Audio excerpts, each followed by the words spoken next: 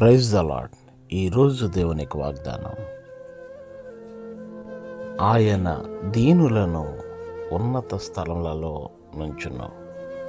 యోబు గ్రంథం 5వ అధ్యాయం 11వ వచనం. ప్రియులారా, మనము ఉన్నతమైన స్థితిలో ఉండాలి అని మనం ఆశించినప్పుడు మనలో దీనత్వం ఆయన చూడగలగాలి.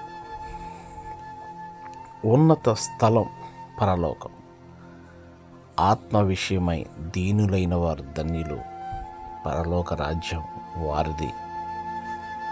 ఆయన బలిష్టమైన చేతి క్రింద మనం దీన మనస్కులైనప్పుడు ఆయన మనల్ని తగిన కాలంలో ఆయన మనల్ని హెచ్చించే దేవుడై ఉన్నాడు.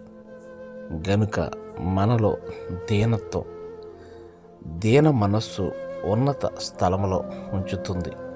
గనుక దీన మనస్సును వస్త్రాన్ని ధరిద్దాం.